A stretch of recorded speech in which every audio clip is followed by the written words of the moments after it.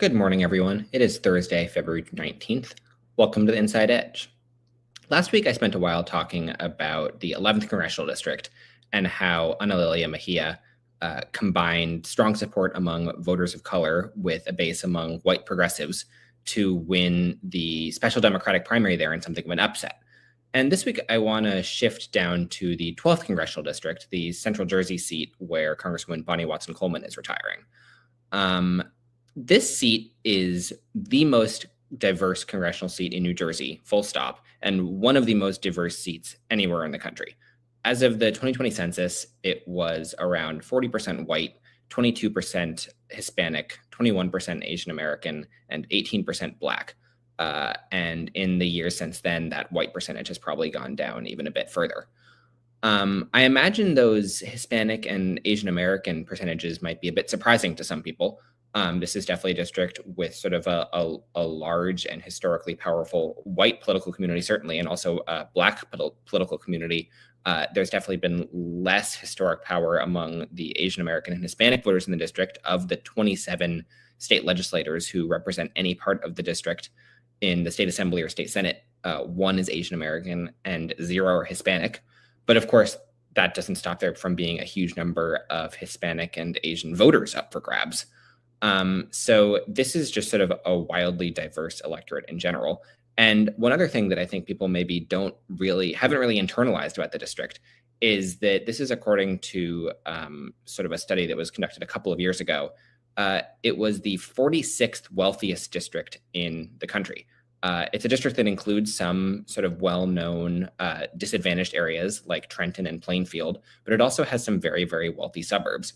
And all told, it's certainly not as wealthy as the wealthiest districts in New Jersey, but all told, relative to the nation, this is quite a well-off area of the country.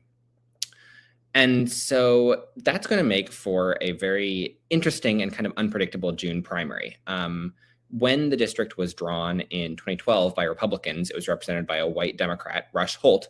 But I think Democrats, especially Democrats of color at the time, recognized that there was sort of an opportunity here for perhaps someone other than a white member of Congress to get elected. At the time, there had never been, when the district was first drawn, there had never been a Black member of Congress from New Jersey from outside of the 10th district, the Newark-based district. But if there was sort of anywhere where Black political power in particular could expand, it was seen as being in this district. And that immediately came true in 2014 when Bonnie Watson Coleman won a primary against 2 white candidates and 1 Asian American candidate. Her sort of coalition was a combination of strong support from Black voters and also heavily regionalized support in Mercer and Union counties where she had the county line. There are a couple of reasons why that kind of coalition really can't be replicated this year or in any future year, probably. One of which is, of course, the death of the county line, which really sort of makes those heavily regionalized elections mostly a thing of the past in New Jersey. The other is just how enormous and diverse the Democratic field running for this seat is. Close to half of the candidates running, 8 of the 17 candidates running are Black. Another 4 are white. You've got 2 Indian American candidates, 1 Chinese American candidate, 1 Egyptian American candidate, and 1 Hispanic candidate. So this is a wildly diverse field.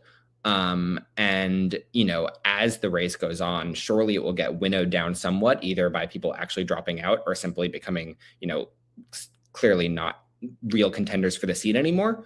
But voters are still going to almost certainly have a huge buffet of choices in front of them in June.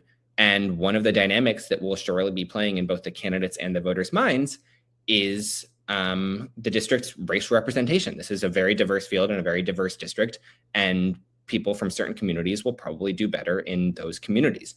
But I'm not going to say anything more definitive than that because I really don't know. This is a super unpredictable race. And it's one that I am sort of more interested in putting the facts out there for everyone to acknowledge and internalize more than I am trying to draw any specific conclusion other than this is going to be a really interesting 3 months. So with that said, happy Thursday.